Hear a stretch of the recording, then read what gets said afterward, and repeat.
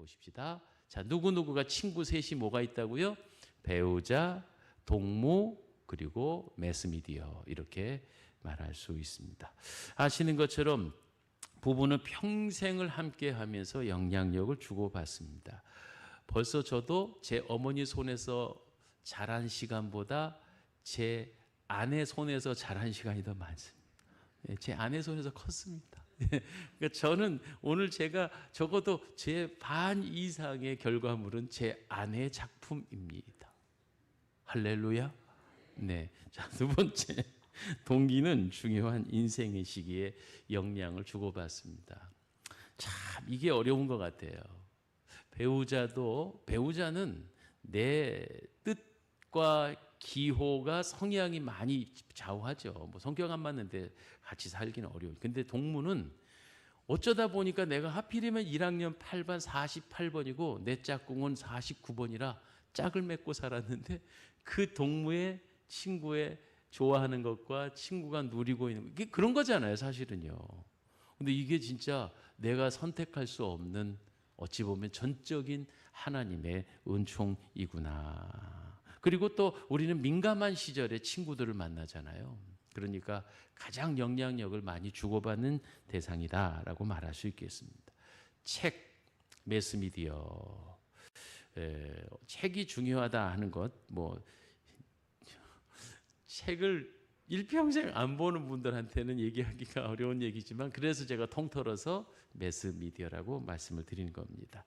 그 유명한 설교자 C.S. 루이스는 자기 회심의 과정에서 자기가 아주 냉소적이고 무신론자이고 신비의 세계나 이런 것들, 그러니까 불가지론자, 그런 거 없다, 그러니까 현실적으로 경험되는 것만 있다라고 생각했는데, 그가 단 한 권의 책 때문에 하나님을 영접하게 됩니다. 그래서 책이 얼마나 무서운가, 얼마나 영향력이 있는가 하는 것을 간증한 것을 본 적이 있습니다.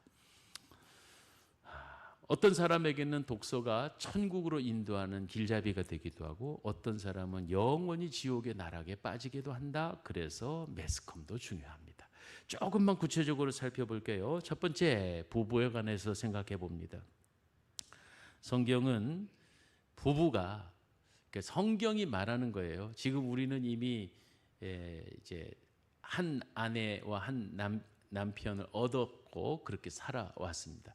근데 우리 이만큼 살아보니까 늘 느끼는 거 있잖아요. 내 자식이라면, 내 후손들이라면 꼭 당부하고 싶은 거 있지 않아요? 얘래야, 할 수만 있다면 믿는 짝을 만나거라. 아니에요? 아닙니까? 예. 믿어봐야 다 소용없더라, 이렇게 말할 분들은 없을 것 같고, 우리는 여기서 정말 상식적이고 정상적인 믿음의 배우자를 얘기하는 거예요.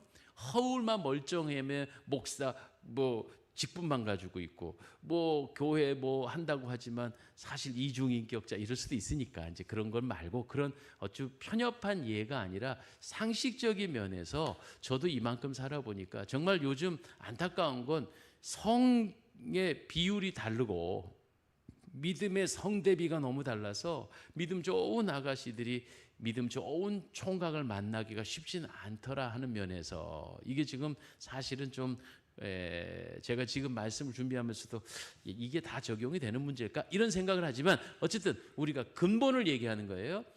이왕에 만나려면 믿음 좋은 짝꿍을 만나거라, 짝을 만나거라. 왜? 이만큼 살아보니까요, 돈도 좀 많으면 좋고 공부도 잘해서 출세한 친구면 좋은데, 우리 애들이 이제 결혼 정년기거든요. 지금 제 동기 목사들은 이미 막 시집장가 보내고 손주를 안고 자랑을 하는데, 제가 요즘 돈을 많이 법니다. 동기들이 손주 자랑하면 1,000원씩 받거든요. 어제 부수입이 짭짤합니다. 근데 저는 아직 이제 애들이 배우자를 구하는 중이니까 보는데, 어쨌든 내가 안 된다 된다를 떠나서 자기 생활권 안에서 만나지는 사람이 있잖아요. 근데 막 서울대 나왔네, 나왔네 했는데 이렇게 깊이 이렇게 파고 들어가 보면 머리 좋은 거 외에는 마음에 드는 게 하나도 없어. 나름대로 공부 잘하는 애들이 아주 편협하고 못된 구석이 제법 많고 좀 생활 감각이 없는 것 같아. 아시다시피 여러분의 목사는 너무나 사람이 이 인격적이고 착하면서 아니 저는 이제 그냥 풍파를 겪다 보니까 제가 이렇게 다양한 경험들이 많았어요. 뭐 그냥 나락에 빠지기도 하고 못된 친구들하고도 어울리기도 하고 공부도 지질이 안 했고 그러다 또 공부도 잘했고 막 여러분 제가 공부 못하지 않았습니다. 예, 제가 그 한때 안 했다는 거지. 예, 제가 서울신학대학 들어가서 그래도 다 4년 장학생이었고 등록금을 내본 적이 없습니다. 예, 그래 아무튼 그랬습니다. 믿거나 말거나 합니다. 여러분 서울신학대학 가서 성적 증명을 떼보시오. 자, 그런데 너무 외골수록 바른 생활, 쉬운 말로 진짜 범생이들 있잖아요. 걔네들 보니까 얘네들 꽉 막혔어. 무슨 애들이 유도리가 없어. 뭐. 야, 이상하다. 그럼 우리가 생각하는 세상 기준에 공부를 잘하고 한 번도 실패를 겪어보지 못해 쭉쭉 잘 나간 애들을 자기 사귀는 연인이라고 데리고 와서 한두 시간 대화만 해봐도 와, 나는 우리 교회 아무개 청년이 더 마음에 들더라. 솔직하니. 예. 깜짝 놀라겠어요. 이게 우리도 살아보니까 느끼는 거 아니겠습니까? 한 20년, 30년 살아보니까 그냥 위기 때 예를 들어 큰 사건이나 이럴 때 그걸 메꿀 수 있는 어떤 응급처치, 예를 들면 수술을 해야 되는데 막 1,000만 원이 필요하다. 이런 것들을 위기를 잘 넘길 수 있을 정도의 적당한 부유, 그러니까 물질과 그리고 온유하고 착하고 여유 있고 신앙 좋은 게 그게 제일로 좋더라.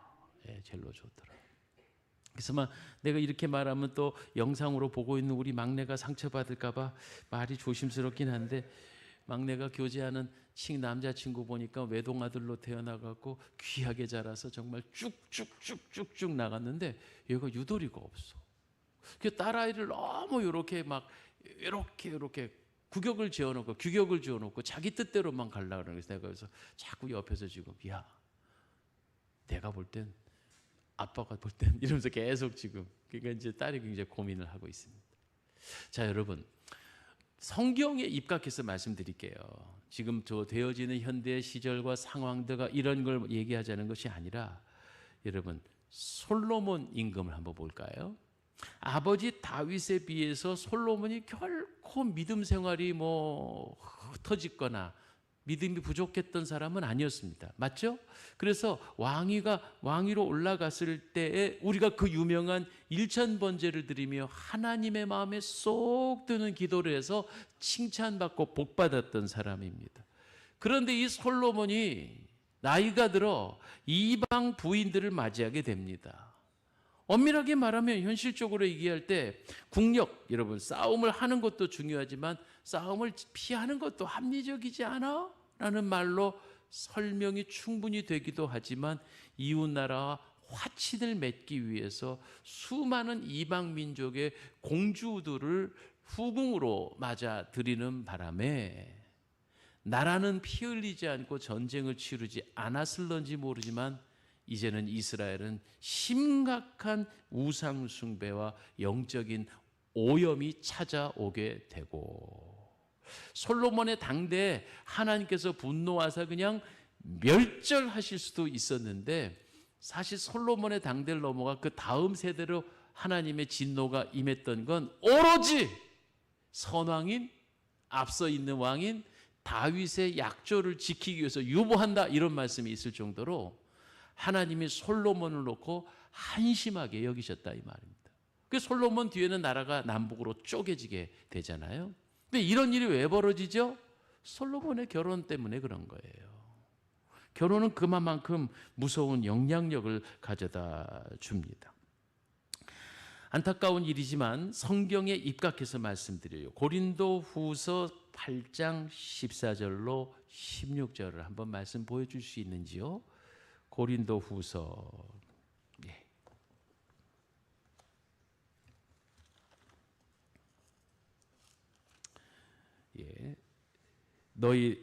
잠깐만요.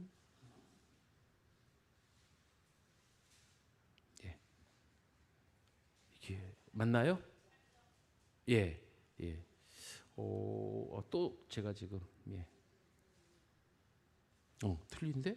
이게 어디 말씀일까? 아이고, 지금 말씀을 제가 이제 지금 막 들어오면서 자, 벨리알 그냥 제가 읽어 드릴게요. 이게 지금 저는 3장인 것 같기도 하고 3장 14절. 예. 이따가 목사님 찾아주세요. 벨리알이라고 하는 게 나와요. 벨리알. 제가 우선 읽어드릴게요. 그리스도와 벨리알이 어찌 도화되며 믿는 자와 믿지 않는 자가 어찌 상관하며 하나님의 성전과 우상이 어찌 일치가 되리요. 이렇게 말했습니다. 여기서 벨리알이라고 하는 우상의 이름입니다. 그 예수는 믿는 자가 어떻게 벨리알과 조화를 이룰 수 있고 하나님의 성전 안에 어떻게 우상단지를 놓을 수 있느냐. 6장 그래요. 야, 그렇군요. 예. 고린도후서 6장이네요. 예. 저도 고칠게요. 예, 죄송해요. 자, 이 바울 사도가 고린도 교회에 만연되어 있는 우상 숭배에 대하여서 뭐라고 경고를 했냐 하면 어찌 믿는 자와 믿지 않는 자가 부부를 이루는 것에 대하여서 그 설명이 매우 직선적이고 겁나게 되기까지 합니다. 의와 불법이 공존할 수 없다. 빛과 어둠이 공존할 수 없고 예수 그리스도와 벨리알이 어울리지 않는다. 성전과 우상 단지가 함께 있을 수 없다. 말 그대로 극과 극이다는 이런 이야기입니다. 이해가 여러분 이것은 충분히 우리 납득이 되는 얘기입니다. 지금 말씀의 사도 바울은요 아주 강력한 어조로 믿는 이들이 비신자들과 함께 한 배를 타는 것에 대해서 경고하고 있는 겁니다. 예수님과 사단이 어떻게 한 편을 이룰 수 있겠느냐 하는 겁니다. 과연 이런 일이 가능하다 할 수 있겠나요?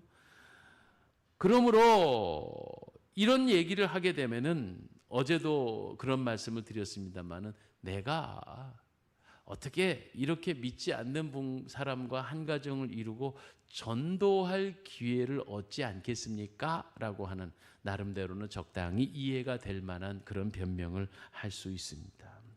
그런데 또 참고로 고린도전서 7장 14절에 보면 이런 말씀이 있습니다. 믿지 아니하는 남편이 아내로 말미암아 거룩하게 되고 믿지 아니하는 아내가 남편으로 말미암아 거룩하게 되나니 그러지 아니하면 너희 자녀도 깨끗하지 못하리라. 그러나 이제 거룩하니라. 이렇게 말했어요. 이 말씀은 또 한편으로는 똑같이 바울 사도가 말했는데 고린도후서 6장에서 하는 말과 고린도서 7장의 말은 약간 좀 서로 또 입장이 달라 보이기도 합니다. 근데 이 말씀은 이방인들과 결혼하는 자들에게 대한 면죄부를 주는 말씀이 아니고 요건 앞뒤 과정을 함께 좀 살펴봐야 할 내용입니다. 여러분 대체적으로 요사이도 그렇지만 당시 초대교회 때도 여자 성도님들이 먼저 은혜를 받는 예가 참 많았고요. 처음 결혼할 때는 남편도 아내도 불신자였어요. 그런데 불신자인 가정에서 불신자로서 서로 만났는데 어느 한쪽이 하나님을 영접하게 되어 구원받았을 때 이들이 혼란이 오는 거예요. 아니 같이 믿지 않는 자와 멍에를 매지 말라고 명령했는데 우리가 어떻게 살다 보니까 먼저 내가 예수를 믿어줬어요. 그러면 바울 사도요 우리가 헤어져야 합니까? 이런 질문을 한 거예요.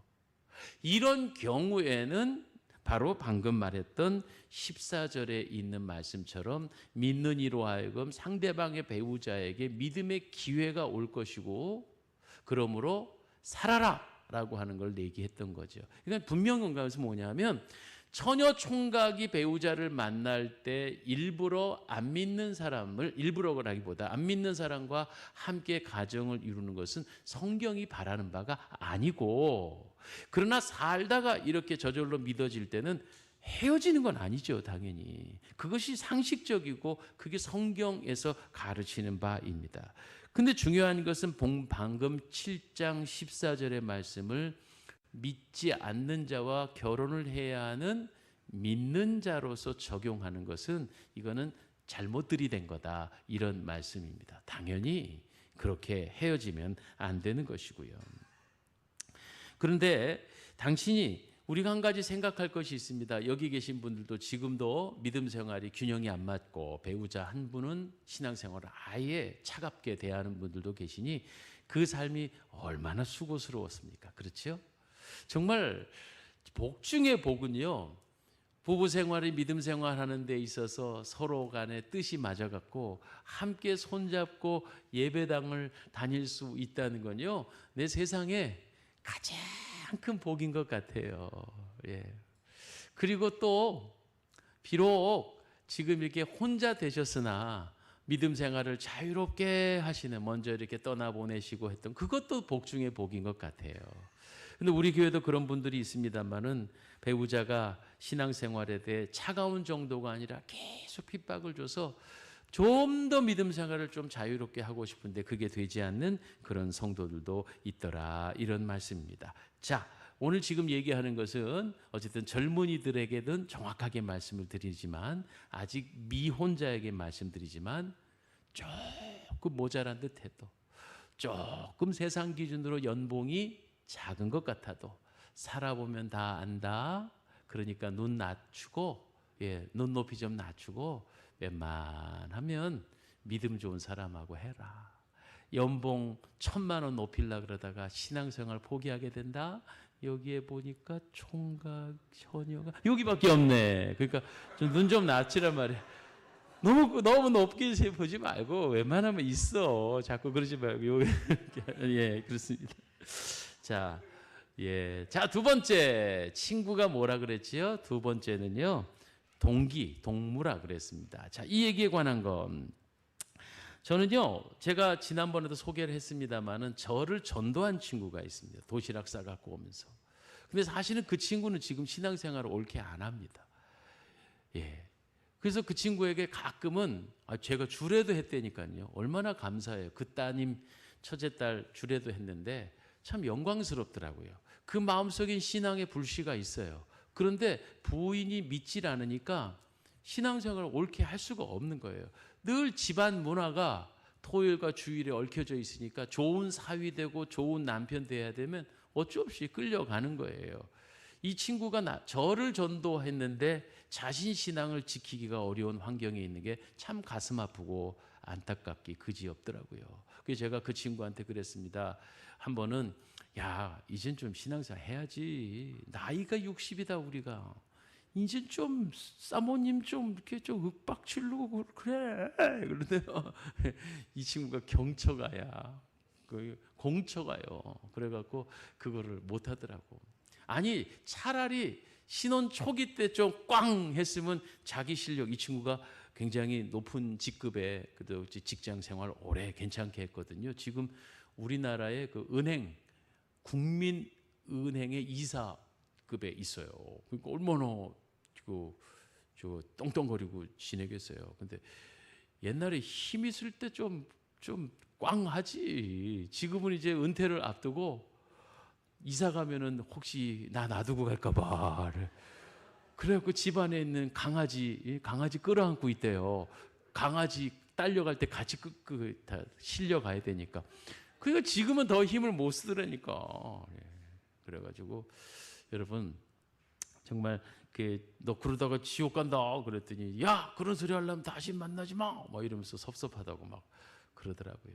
그래도 저 만나러 오면 예배드리고 몰래 예배드리고 가고 그래요. 나 평생 은인인데 늘 자꾸 기도가 되고 걱정이 되고 그렇습니다.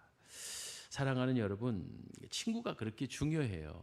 저는 그 친구 때문에 신앙생활을 입문했다면 이 친구는 평생의 반려자인 부인 때문에 신앙생활 흐지부지 하고 있다, 이런 말입니다. 아직 우리가 시간이 좀 있다고 여겨지는데 그렇긴 하지만 여러분, 세상 사람들이 가장 세상 사람들한테 물었어요. 가장 무서운 곳이 어디냐 그러면 첫 번째는 교도소래요.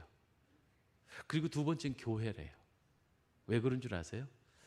교도소도 교회도 세상과의 단절을 의미하기 때문에 그래요.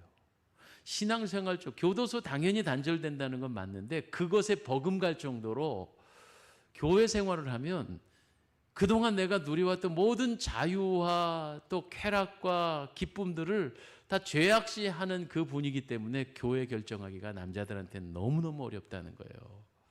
예, 그래서 술 끊고 나서 갈게요. 뭐 혹은 담배 끊고 나서 갈게요. 근데 그게 내 힘으로 되지 않는 건데 말입니다. 참 그만큼 세상의 사람들에게는 교회가 두려운 곳입니다. 한편 우리가 뭐 저 등산 간다고 관광지에 가다 보면 큰 법당이 있고 그 대웅전에 들어가서 구경이라도 하고 싶지 않잖아요. 싫잖아요. 별로 느낌이. 그 향냄새도 싫고 이상한 분위기가 싫은 것처럼 세상 사람들에게서 우리 교회가 그렇게 만만한 장소는 아니다 하는 것입니다. 그런데 그럼에도 불구하고 세상의 사람들이 요즘요 우리 교회가 얼마나 좋은 일이 많으냐면 여러 가지 형편이 이렇게 저렇게 되셔서 타 교회에서 우리 수평 이동해 오신 분도 계시지만 생짜배기가 등록을 하고 있다는 겁니다. 생짜배기가 신앙생활 1도 모르는 분들이 타 종교 같은 데서 있었던 분이 지금 등록해서 있는데 이분들 진짜 요즘 새가족 공부할 때 전 막 신이 나요. 너무 재밌어 갖고 뭘 해도 꿀꺽꿀꺽 받아 먹어. 막 담임 목사님 말이 뭐 무슨 진리야 진리 막 그러면서. 근데 이분들이 생짜배기 성도들이든 기존 성도들이든 간에 그들이 그렇게 두려워하던 예배당에 발을 디딘 것은 어마어마한 일인 거예요. 그러니까 우리는 어쨌든 간에 새로 오신 분들을 떠받들어야 돼요. 그분들의 용기를 인정해 드려야 된다 이런 말입니다.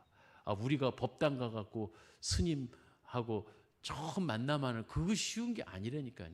저야 뭐 옛날에 막연한 추억이 있기도 하지만 그런데 그분들 우리가 뭐 수평 이동을 했네 어쨌는데 그게 얼마나 그분들에게 큰 상처고 무거운 짐이 돼 오죽하면 교회를 떠나왔을까 하는 것도 좀 불쌍한 심정으로 보시고 또 새롭게 종교를 바꾸신 분들도 정말 받들어 주셔야 돼요. 근데 교회 성장하게 의하면요. 교회를 정착하게 되는 건 그 교회를 정착하게 되는 제1번은 목사의 설교다. 교회 좋은 시설이다. No, 아니에요. 그 교회 내 친구 있으면 그 교회 가는 거예요. 그 교회에 정착하게 되고 떠날 수 없게 되는 건 그 교회의 3명 이상의 절친이 있으면 절대로 교회를 옮길 수가 없대요. 반대로 우리 교회에서도 안타깝게도 교회를 떠난 분들이 좀 있어요. 제가 지난 시간 5년, 9년, 10년 동안에도. 그런데 그분들을 보면 절친이 없어. 친구들이 없고. 그런 게 참 안타깝다는 말입니다. 그냥 얼굴 익히고 아이고 안무개 집사님 이 정도지 허심탄회하게 상황을 얘기하고 마음을 나눌 수 있는 친구가 없더라 이런 말입니다. 친구들 3명 이상만 있으면 그 교회를 영원히 못 떠난다. 그래서 여러분 친구 많이 잘 사귀셔야 됩니다. 그게 동무가 그렇게 중요한 것입니다. 오늘날 교회가 그래서 셀, 기관, 그렇죠?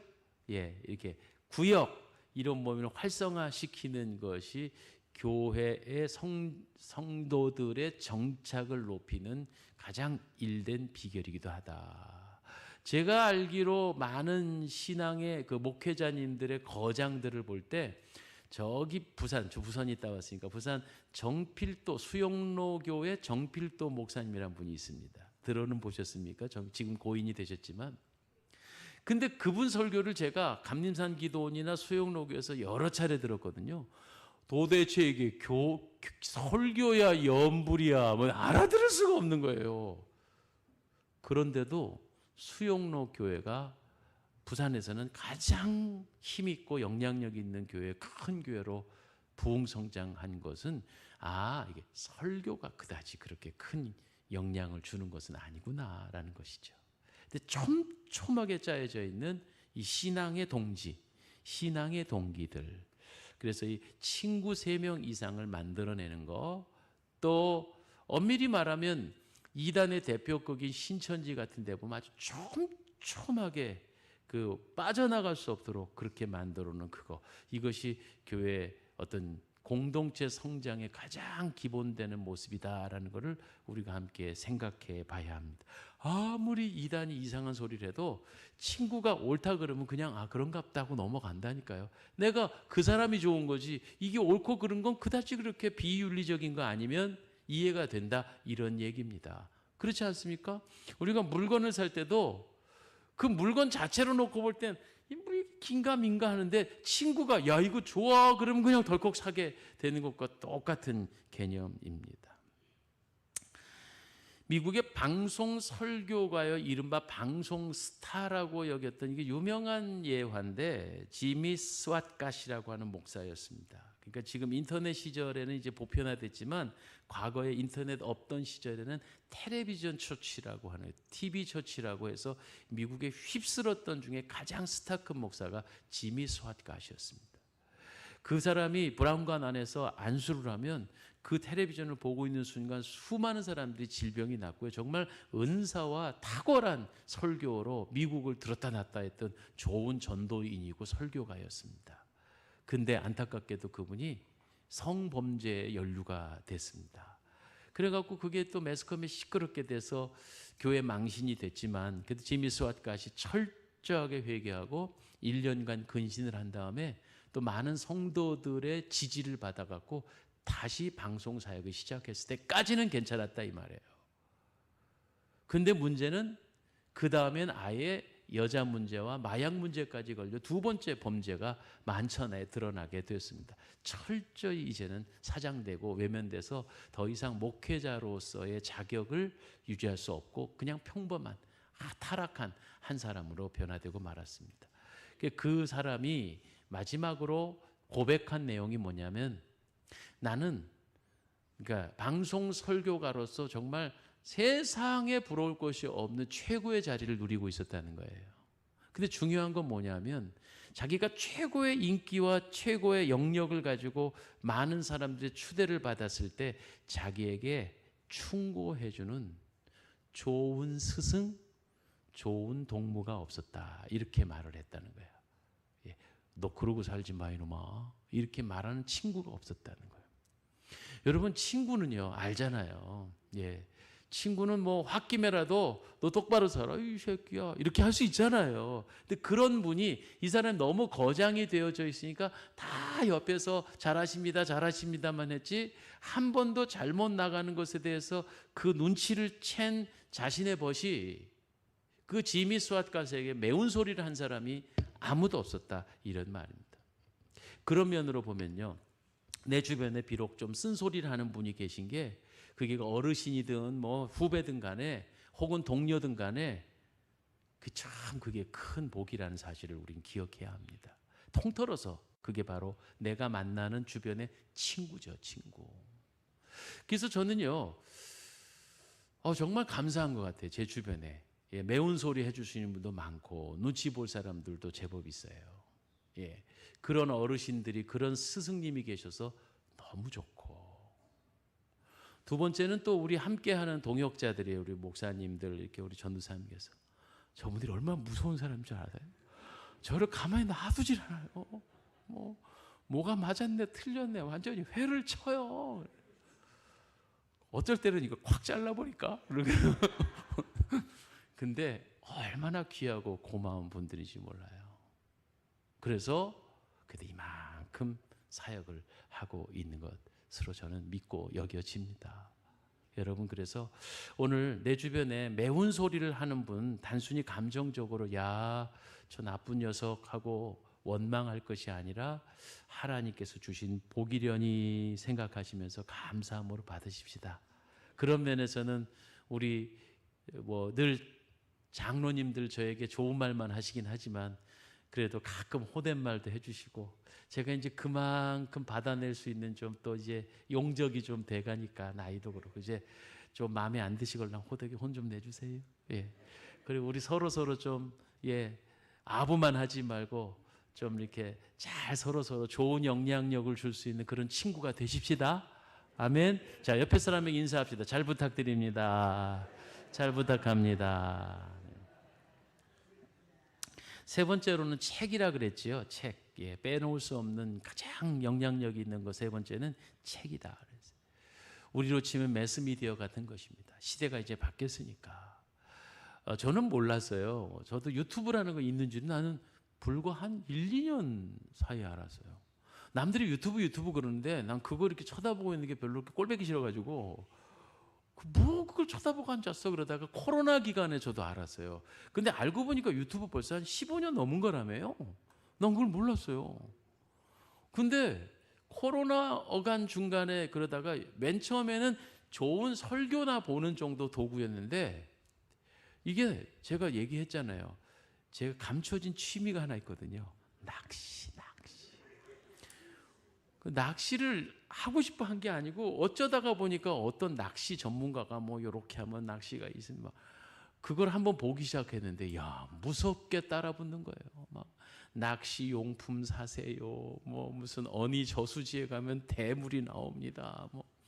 뭐 전북 전라도 어니 호수에서 뭐 무슨 뭐 5자짜리가 나와서 막 이런 식으로 막 그래가지고 지금은 우리 교회 없지만 이정철 목사님 데리고 얼마나 저수지를 돌아다니는지 몰라요. 몰랐죠? 예. 그러다가 이제 몇 년 전에 이 전정기관염이 빵 오는 거예요. 내가 이거 전정기관 딱 와가지고 어질어질한 건데 이게 지금 한 30% 정도밖에 회복이 안 됐어요. 근데 전정기관염이 오면서 내가 어떤 느낌을 하나님이 너 경고. 그래갖고 그렇다고 제가 무슨 뭐 예배를 빼먹고 뭐 저수지에서 낚시하고 있다가 뭐 신자가 성도가 목사님, 집사님, 이 저녁에 어디 가세요? 그래서 예배 가요. 그래서 목사님은요? 나 모르고 예배 시간으로 그래갖고 우리 교단에 한 선배 잘렸어. 예, 예배 시간에 낚시하다가 도끼자루 썩는 줄 모르고 나 그 정도는 아니다 솔직히 그 정도는 아니고 그냥 이정철 목사와 함께 이제 취미가 맞아서 일주일에 한 번 정도 이제 주말쯤에 저녁쯤 나가 이렇게 그런 정도였어요.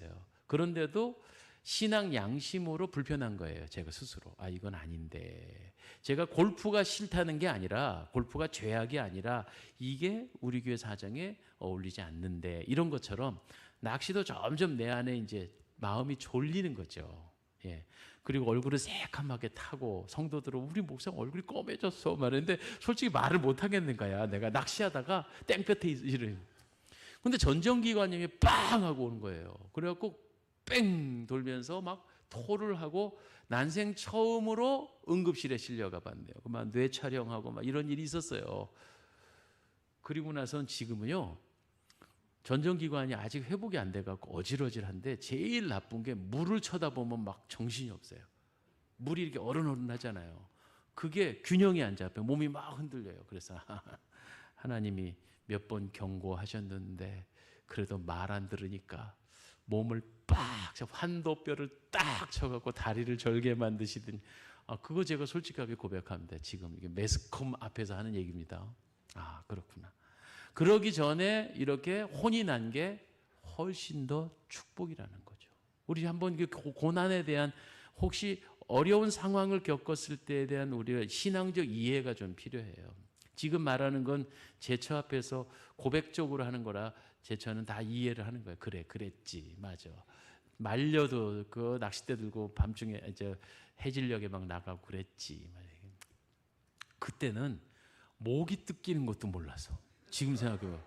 그래갖고 솔직히 말해서 한 달 전에 이덕재 전도사 꼬셔가지고 우리 한번 낚시 가자. 그래갖고는 또 오후에 한번 나갔는데 막 목이 뜯기는 게 왜 이렇게 내가 이걸 어떻게 그렇게 몇 년을 빠져서 했나 그 회개가 저절로 나오더라고요. 자, 사랑하는 여러분. 그런데 이제 뭐 얘기를 하려고 그러면 한계가 빠지면요 막 그냥 뭐라 그러나요? 그게 고구마 넝쿨 딸려오듯이 줄줄줄줄 들어오는 거예요. 여러분 그런 생각 안 하세요? AI 얘기 아까도 했지만 이 AI가 무서운 시대가 됐어요. 여러분이 무슨 네이버나 이런 데 검색을 하나 하잖아요. 무슨 뭐 구두. 그러면요. 걔네들이 그냥 바로 내한테 막 뭐가 이렇게 막 와. 막 휴대폰에 띵동 띵동 구두 사세요. 뭐 반값 세일 뭐 1+1 살 때까지 옵니다. 오, 징글징글해. 그래서 요즘은요. 무소부지하신 하나님이 쳐다보고 있는 게 아니라 구글이 쳐다보고 있다. 네이버가 쳐다보고 있다. 나는 네가 지난 여름에 한 짓을 나는 알고 있다. 이렇게. 실제로 몰랐는데 사진도 저절로 올라가더만요. 그 구글 같은데 내가 사진 탁 찍으면 몇 날 며칠 이렇게 해서. 그러놓고 가끔 몰랐는데 5년 전 당신의 오늘 있었던 멋진 일 하고 사진이 막 그냥 지나가. 그런 거 알아요? 그리고 내가 5년 전에 이런 일을 했구나. 무서워요. 유튜브가 혹이나 정치 성향으로 너무 좌파 우파로 치우친 거 하나 보잖아요. 그럼 귀신같이 막 그냥 뭐 누구는 죽일 사람, 누구는 뭐 곧 뭐 미국이 어떻게 해준다네, 뭐 일본이 곧 뭐 멸망을 해갖고 뭐 깔아앉는다네부터 시작해서 그게 진짜 그것을 뭐라 그러냐면요, 그 이제 그 희망 회로를 돌리게 해요. 끝없이. 그리고 이 현실 세계에 대한 판단력을 잃어버리게 하더라, 이런 말씀입니다. 여러분, 마르크스 레닌이 사회주의를 꿈꿨다 그래서요. 제가 이제 러시아에 살아왔기 때문에 나름대로 역사를 중립적으로 공부를 해봤습니다. 레닌까지는요, 그래도 아주 순진무구한 생각을 가졌어요. 그러나 스탈린이라고 하는 독재자가 그 사회주의를 가지고 피해 혁명을 통해서 그 사람 손에 죽은 사람만 6천만 명입니다. 자기의 정책에 반대하는 자들 다 숙청했거든요. 근데 스탈린이 됐던 이유는 그가 청년 시절에 읽었던 칼 마르크스의 자본론 때문에 공산주의자가 된 거예요. 그 책 한 권 때문에. 죄송해요. 우리나라에 지금 요소 구석구석에 북한이 사상을 변화시키기 위해서 어릴 코울리게 적부터 그들을 교육시켜 놓은 공산주의 추종자들이 지금은 요소의 지도자급으로 있다는 사실을 우리가 기억해야 됩니다. 그래서 어떻게 저게 상식적으로 정책화되지 하는 그 이상한 정책들이, 소위 그런 정책들이 뭐 동성연애 이런 거 교육 시설뿐만 아니라, 일전에 여기 모 중학교에 동성연애자 서울 퀴어 축제 총책임자 그 사람이 중학생들을 대상으로 동성연애 강의하러 왔었어요. 그래갖고 우리 익산시 기독교 연합회 목사님들이 야단이 났었고, 그날 아침부터 저는 직접 교장 선생님하고 통화도 하고 좀 호되게 꾸짖었고, 막 여기 계신 우리 장로님들도 함께 협력해 주시고, 그래서 결국 그 강의를 무산시켰습니다. 근데 그 교장 선생님 너무 재밌어. 그래도 지구는 돈다. 나중에 다시 날 잡아서 할 거다. 이러는 거예요. 그래서 심각하더라고요. 심지어는 그 동성연애 강의가요, 그냥 뭐 여자 남자 좋아한다 이런 얘기가 아니에요. 이런 성행위를 하면 어떻게 좋다를 가르친다니까요. 놀라워요. 무서워요. 예. 저는요, 우리나라 노벨상을 받으신 아무개 씨가 뭐 훌륭하다 안 훌륭하다가 그건 노벨상이 되지요. 근데 그분이 쓴 책은 그 광주의 민주화 운동에서 벌어진 처참한 것을 각색 없이 있는 그대로, 사실입니다. 맞아요. 역사죠. 역사책이나 다름없어요. 어떻게 사람을 살해하고 죽이고 고문했나 이런 걸 아주 정말 처절하게 기록해 놓았어요. 문학적인 그 은사를 담아서. 또 그분이 쓴 책 중에서 채식주의자라는 책에 보면 그 채식주의를 주장하는 주인공 여자아이를 어떻게 가족들이 학대하고 그를 괴롭혔나는 걸 정말 처절하게 기록돼요. 근데 그 책은 글로 읽으면요, 상상이 더 어마어마하게 되는 거예요. 차라리 화면에서 제한하죠. 화면이요, 요즘 총서 드드드드 죽이는 정도만 나와도 15세 이하는 볼 수가 없어요. 그런 영화가 뭐 몰래 보는지 모르지만. 그런데 우리 한강 씨 같은 책은요, 20세 이하들이 보기엔 너무 충격적이고 책을 보면서 소위 말해서 욕지기가 나서 더 이상 책을 넘길 수가 없을 정도인데, 그게 청소년들에게 국가가 허락한 청소년 권장도서예요. 이런 거를 우리가 어떻게 생각할 수 있겠느냐 말이에요. 중요한 건 뭐냐면 경험되어지고 익숙해지면 그것이 괜찮은 것처럼 여겨진다는 겁니다. 들어보셨어요?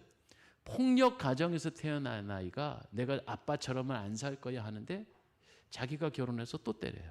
이유는 뭔지 아세요? 익숙한 게 편안하기 때문이에요. 익숙한 것을 좋아하게 돼 있다는 거예요, 사람이.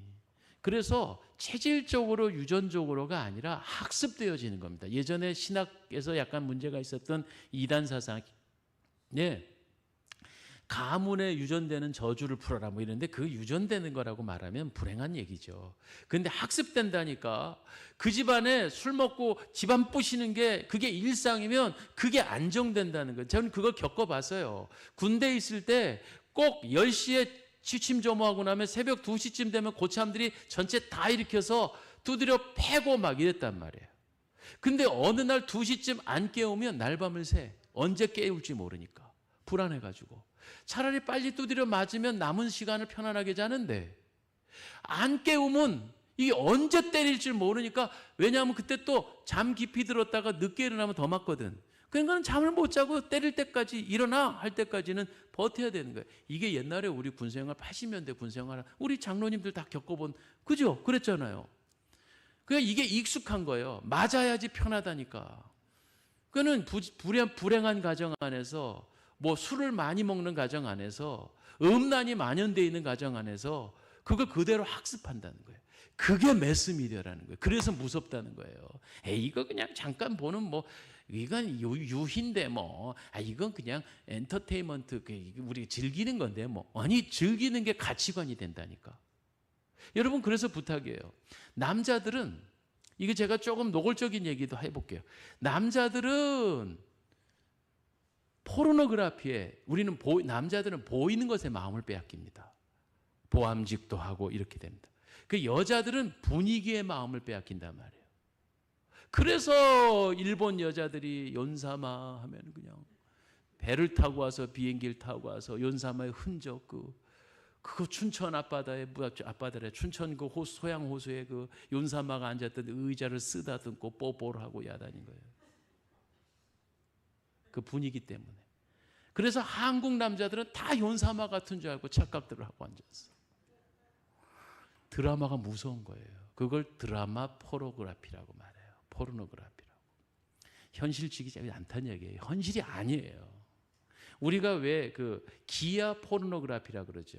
일반 NGO들이 아프리카에 막 굶어 죽는 사람들 사진 찍어놓고 막 얼마나 불쌍하냐고 돕자고. 근데 현실은 또 그렇지도 않아요. 가보면 극단적인 상황들을 비추어주고 그것이 마치 보편적인 상황인 것처럼 얘기에 대해서 그것에 대한 경계심이 없게 만드는 게 이게 세상 문화, 세상 매스미디어의 문제다, 이런 얘기죠. 똑같은 얘기를 합니다. 우리 자녀들이 이제 청년이니까 얘들아, 니네들이 이런 세상에 돌아가는 거 그게 현실이라고 생각하면 안 돼. 그 과장된 거, 아주 극단적인 거라고. 그렇게 안 해. 그런 게 아니야 사실은. 그런데 자기는 보고 익숙해진 것을 보니까 자신의 삶에서 그걸 실현하는 거예요. 그래서 게임만 하다가 막 총사 죽이는, 막 귀신 죽이고 막 좀비 죽이고 하는 것만 하던 애가 현실 세계에 나와가지고, 우리나라는 다행히 총이 없지만 미국에서는 그냥 불필요한 것처럼 나를 귀찮게 하는 건 쏴 죽여. 그리고 미국에는요 총기를 마음대로 소유할 수 있으니까 뭐 멀다가 뭐 한 달이 멀다 하고 총기 사고 나잖아요. 막 드르륵 갈기고. 그게 뭡니까? 그게 매스미디어의 역량이라는 사실. 그러면 절대로 하지 마라. 그거 이런 얘기가 아니고 무서움을 알아야 된다 이 말입니다. 요즘은 드라마면 옛날에 뭐겠어요? 옛날에는 그냥 아주 하급 소설 같은 거예요. 그러니까 그러면 노벨상은 지금 그러면 한강 같은 사람 노벨상 어떻게 돼? 노벨상 운영위원회가 다 맛이 갔는데, 여러분 프랑스 올림픽을 최근에 봤어요. 프랑스 올림픽의 모든 퍼포먼스가 다 탈기독교, 반 예수 그리스도, 그죠? 안티 예수 그리스도. 그리고 거기에 막 여러분 그 장면들을 보면서 이거 뭐를 지금 비판하고 있는 거다는 걸 알아집니까? 최후의 만찬을 동성애자들이 이렇게 누워갖고 퍼포먼스를 하고, 프랑스 올림픽에 처음으로 남자가 성전환 수술을 한 여자 선수가 돼서 여자 복싱에서 금메달을 땄어요. 이런 말이 됩니까? 그런 면으로 보면 지금 미국의 무슨 대통령 트럼프 또 이상한 짓도 많이 하지만 아무튼 그 사람이 남자는 남자, 여자는 여자, 다른 성 없어! 이렇게 말해버렸잖아요. 그걸 말하기 두려워하는 정치인들. 그까지 점점 그 표가 늘어나고 있겠죠. 미국에는 더 많을지도 모르죠. 10명 중에 한 사람이 동성연애자. 그 표를 놓치지 않으려고 그 사람들한테 아부하려고 성경의 진리를 거스르고 있는 그런 시대에 살고 있는데 누가 용기 있게 지금 그렇게 말할 수 있는 사람이 있겠냐고. 카나다나요, 유럽, 프랑스 같은 나라는 성별, 남녀 이렇게 안 써 있어요. 그냥 프리하게 돼 있어요. 그리고 카나다 법률은 난 마음대로 성을 바꿀 수 있어요. 오늘 내가 남자로 살고 있으면 남자로 쓰면 되고, 그 남자 화장실에 가고, 난 오늘 여자라고 주장하면 여자라고 썼기 때문에 난 여자 화장실에 갈 수가 있어요. 이것이 누가 만들어낸 거예요? 사단이 장악하고 있다는 거예요. 그러므로 이런 자세한 얘기들을 이제 오늘 주제는 이제 여기서 마감을 하자면 그런 것입니다. 여러분, 에이슨 토저라고 하는 영국의 위대한 설교가는 세상에 유명한 작가들의 책이 많다. 고전들은 어떤가? 노벨 문학상을 받은 작품들이라면 괜찮지 않은가? 존 스타인백의 책들은 읽어도 좋지 않은가? 1962년 분노의 포도를 통해 노벨 문학상을 받았습니다. 존 스타인백은 타락과 폭력, 음란을 담아놓은 책이라는 거예요. 설교자 입장에서 보는 거죠. 타락과 폭력과 음란의 호수에서 헤엄을 치고 싶다면 이런 자들의 책을 읽어라. 스타인백은 음란한 사람이었다. 자기의 펜끝에서 외설의 원액을 듬뿍 묻혀서 책을 쓴 사람이다. 그가 작가로 유명해진 것은 당시의 사람들이 외설적인 내용을 함께 읽고 보고 열광했기 때문에, 인기 때문에 뽑혔다는 거예요. 노벨 문학상이 무슨 진리를 얘기하는 것 같습니까? 노벨상이 무슨 인류에 공헌한 사람인 것을 뽑아낸 것 같습니까? 아니에요. 그 당시 정치적인 논리와 도덕적인 그 수준에 맞춰서 상을 수상하고 있다는 거예요. 저는 그래서 우리나라의 두 번째 노벨상을 탄 귀한 작가를 보며 폄하하고 싶은 생각은 없었다, 이런 말입니다. 자, 마무리합시다. 삼손은 친구를 잘못 두어 실패한 사람입니다. 여기 보니까 친구라고 30명의 블레셋 사람들을 친구 삼았다 그랬어요. 어느 누구도 삼손, 당신은 이스라엘의 사사야 라고 말해준 사람이었어요. 삼손, 나시리는 그렇게 사는 게 아니야 라고 하는 친구가 없었다는 거예요. 그리고 일평생 함께 가야 할 여자도 역시 신앙적으로는 어떤 자신의 정체성을 확립시켜주는 어떤 일말의 도움도 주지 못했던, 말 그대로 음란 때문에 마음이 끌려서 그저 육신을 함께하는 여자였습니다. 영적인 도움이 1도 되지 않았습니다. 그가 함께 누리고 즐겼던 사람들은 다 먹고 마시고 즐기는 이방인이었습니다. 나시리는 그러면 안 되는 거였어요. 사사는 그렇게 하지 말았다는 것입니다. 오늘 지금 나에게 쾌락을 준다고 해서, 그와 친밀하다고 해서, 물질적인 어떤 이득을 제공한다고 해서 그 사람이 친구라고 여겨서는 안 됩니다. 친구의 가면을 쓴 사단이 될 수도 있다는 사실이죠. 오 주님, 삼손이 넘어진 것은 바로 거룩한 친구의 부재에서 온 것이다. 오늘 나의 친구는 누구인가? 그런 면에서 저는요, 올 한 해 우리의 사역이 고되고 힘든 거예요. 여러분, 제일 좋지만 제일 수고스러운 것도 담임 목사입니다. 근데 이런 정말 황당하고 무모하기까지 보이는, 요즘은요, 제가 연말까지 지금 강사님들의 다 세팅을 끝냈거든요, 셋업을. 강사님들을 연락을 드렸더니 제법 유명한 분들이 이런 말씀에 언제 연락 오나 기다리고 있었대. 아니 진짜로 정말 정신없이 바쁘신 부흥사들이에요. 1, 2년 계약이 다 된 분들이 사랑의 동산교회 임재규 목사가 내게 언제 연락을 주시는지 기다렸고 영광이래. 그래갖고 그냥 척척척척 일정이 잡혀요. 지금 8월 달 말부터 시작해서 9월 말을 꽉 채우는 강사들이요, 제가 섭외한 게 아니에요. 막 한 달이 걸러가지고 목사님 제발 좀 사랑의 동산교회에서 설교하게 해달라고. 이게 과장이 아닙니다, 정말. 그만큼 초미의 관심을 성결 교단적으로 받고 있고요. 그리고 익산에서는 지금 익산에 500개의 교회가 딱 우리 교회를 바라보는 눈이 양분되어 있습니다. 사랑의 동산교회와 임재규 목사를 부러워하는 목사와 시세 많은 목사로 나눠졌다니까 지금. 근데 제가 이 사역을 하면서 힘겹고 고되지만 한 가지 큰 보람이 있습니다. 우리 모임이 막 500명, 1000명 이렇게 늘어나서는 아니고, 여러분 근데 유튜브가 지금 1000명이 늘었다니까요. 광고가 붙을 정도가 됐어요. 뭐가 지금 엄청 보고 있다는 거예요. 지금 사람들이 초미의 관심을 하고 있는데, 제 보람은 오로지 한 가지 뭐냐면, 어떤 성도가 그런 말을 하더군요. 목사님, 주일부터 그냥 수요일까지 그냥 금요일까지 교회를 오다 보니까 세상 친구가 다 떨어졌어. 할렐루야.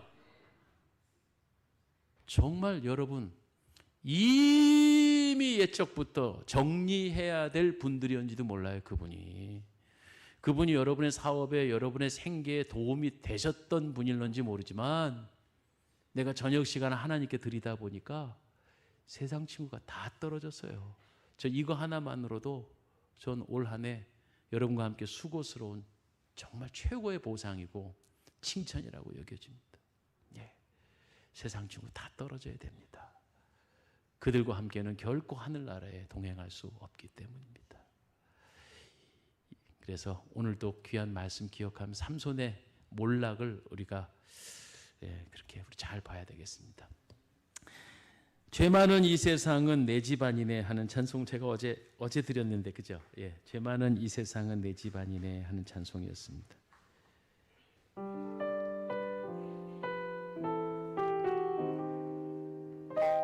제가 미리 말씀 못 드려 죄송해요. 한번 찾아볼까요? 가사가 찾아지겠어요? 자, 박수하면서 죄 많은 이 세상은 내 집안이네. 죄 많은 이 세상은 내 집, 내 모든 보아는 내 모든 보, 저 하늘에 인 저 천국문 저 국문을 열고 나는 이 세상에 정들 수 없도다. 죄 많은 이 세상은 내 집안이네. 내 모든 보아는 저 하늘에 있네. 저 천국문을 열고 나를 부르네. 나는 이 세상에 정들 수 없도다. 주님 같은 친구 없도다. 저 천국 없으며 나 당연히 있지요. 저 천국문을 열고 나를 부르네. 나는 이 세상에 정들 수 없도다. 저 천국에서 모두 날 기다리네. 바단 박수. 됐나요? 나는 이 세상에 정들 수 없도다. 주님 같은 친구 없도다. 저 천국 없으며 나 어떻게 하나. 저 천국 문을 열고 나를 부르네. 나는 이 세상에 정들 수 3절. 저 영광의 땅에 나 길이 살겠네. 손잡고 승리를 외치는 성도들, 기쁜 찬송 하늘 울려 퍼지네. 나는 이 세상에 정들 수 없도다. 주님 같은 친구 없도다. 저 천국 없으며 나 어떻게 하나. 저 천국문을 열고 나를 부르네. 나는 이 세상에 다시 한번 1절로요. 죄 많은 이 세상은 내 집안이네. 내 모든 보아는 저 하늘에 있네. 저 천국문을 열고 나를 부르네. 나는 이 세상에 정들 수 주님 같은 친구 없도다. 저 천국 없으며 나 어떻게 하나. 저 천국문을 열고 나를 부르네. 나는 이 세상에 정들 수, 이 세상 모두 주님 같은 친구 없도다. 저 천국 없으며 나 어떻게 하나. 저 천문고를 열고 나를 부르네. 나는 이 세상에 정돌 수 없도다. 삼손의 몰락의 원인은 좋은 친구가 없었는데 우리는 어떻게 살아야 할지 분명한 답이 있습니다. 할렐루야. 그렇지요? 예. 이미 우리는 결혼 생활을 하고 있어서 일생의 반려자가 있는데 정말 주님 좋은 신앙으로 하나 되게 해 주옵소서. 이미 하나 되게 하신 우리의 가정, 하나님 세상의 그 어떤 것보다 소중한 복 받았음을 믿고 감사합니다. 두 번째, 나의 친밀한 친구들은 지금 나에게 어떤 영적인 영향력을 주는 자들인가? 교회에서 어쨌든 마음 붙이고 친밀하게 교회 신앙의 친구들과 더욱더 가까워지시기 바랍니다. 내가 즐겨보고 읽고 하는 것은 과연 나의 신앙에 어떤 유익을 주는가? 썩어져가는 세상, 마귀의 조롱받는 잘못된 가치관에 혼돈하지 말고 오직 주의 진리의 말씀으로 친구 삼아서 우리가 군사된 사명을, 사사로서의 나시린의 사명을 잘 감당할 수 있게 해달라고 오늘 귀한 주님 말씀을 되새김하면서 주여 삼창하고 통성으로 주 앞에 기도합니다. 주여, 주여, 주여. 아버지, 세상 친구 다 결별하고 거룩한 주의 말씀으로 주의 능력으로 새 사람 되어줘서 하나님 나시린으로 하나님의 거룩한 백성들의 사명을 감당하기에 부족함 없는 사람들 다 되어지게 하여 주시옵소서.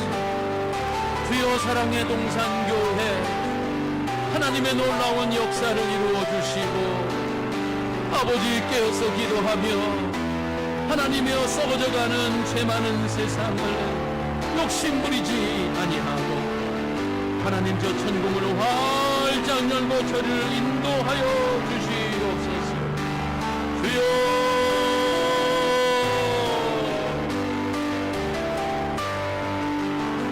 주여 우리의 힘으로 감당할 수 없는 오직 주님의 성령의 인치심을 더하여 감당할 수 있어.